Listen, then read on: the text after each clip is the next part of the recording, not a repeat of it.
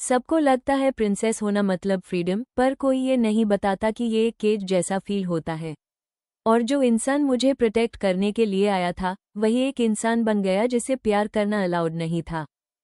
Bridget US में रहती है, लेकिन उसकी लाइफ बिल्कुल नॉर्मल नहीं है।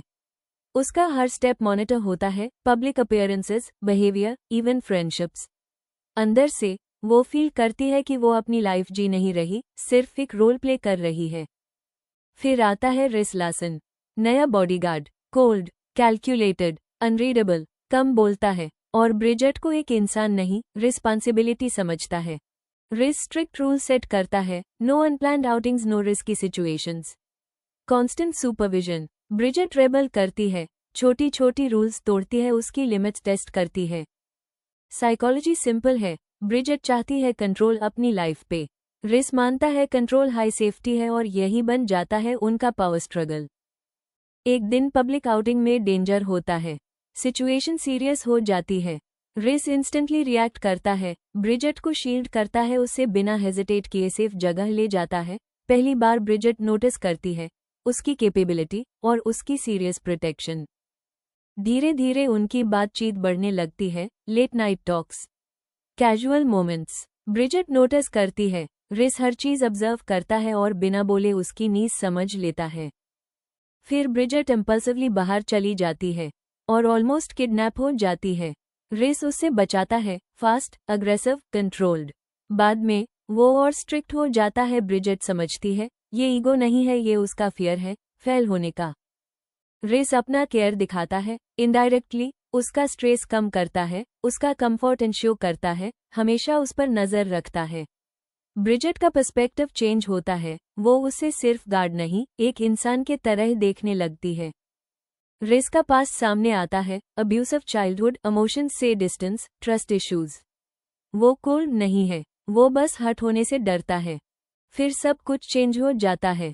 ब्रिजेट का भाई थ्रोन छोड़ देता है और ब्रिजेट बन जाती है नेक्स्ट क्वीन। कॉन्सिक्वेंसेस, ज्यादा restrictions, political pressure, marriage strategy, उसकी फ्रीडम का सपना खत्म। ब्रिजेट ब्रेक होने लगती है, गुस्सा, फियर, फ्रस्ट्रेशन, वो और ज्यादा रिबेल करती है। रिस समझता है यह रेबेलियन नहीं है, यह ब्रेकडाउन है। उनके बीच टेंशन पीक पे पहुंचता है, intense eye contact, emotional moments, unspoken feelings. दोनों समझ जाते हैं ये अब प्रोफेशनल नहीं रहा। फाइनली रिस गिव इन करता है, वो एडमिट करता है वो उसे चाहता है, और यहीं से रूल्स टूट जाते हैं। वो सीक्रेटली रिलेशनशिप स्टार्ट करते हैं, hidden moments, emotional closeness, strong attraction. हर मोमेंट रिस्की है, टेम्पररी है। फिर वो एस्केप करते हैं, रॉयल वर्ल्ड से दूर। पहली बार ब्रिजेट नॉर्मल लाइफ जीती है, रिस रिलैक्स करता है, वो हेस्ट हैं, जीते हैं और फील करते हैं यह लाइफ हो सकती थी। उनका बॉन्ड डीप होता है, फियर्स, इनसिक्योरिटीज, ड्रीम्स, लव बन जाता है, इमोशनल डिपेंडेंस। लेकिन रियलिटी वापस आ जाती है, palace, rules, pressure, relationship sustain करना मुश्किल हो जाता है। रॉयल लॉ कहता है क्वीन सिर्फ इक्वल स्टेटस वाले से शादी करेगी, मतलब रेस इम्पॉसिबल है। फिर उनका सीक्रेट रिवील हो जाता है, मीडिया स्कैंडल, पब्लिक बैकलैश, सब कुछ रिस्क में आ जाता है। ब्रिजेट के पास चॉइस है, लव यानी रिस और ड्यूटी यानी क्राउन, और वो समझती है लव चूज करना सब कुछ डिस्ट्रॉय कर सकता है। वो ब्रेकअप कर देती है, बाहर से स्ट्रॉन्ग, अंदर से कंप्लीटली ब्रोकन। रिस भी टूट जाता है, लेकिन एक्सेप्ट कर लेता है। एक लास्ट इमोशनल मोमेंट जहां सब कुछ अनसेड रह जाता है। फिर ब्रिजेट चेंज होती है, वो भागना बैंड करती है और डिसाइड करती है सिस्टम को फॉलो नहीं, चेंज करेगी। वो रॉयल लॉज चैलेंज करती है, अपनी चॉइस के लिए फाइट करती है। एंड में रेस वापस आता है, गार्ड नहीं, इक्वल पार्टनर बैन के।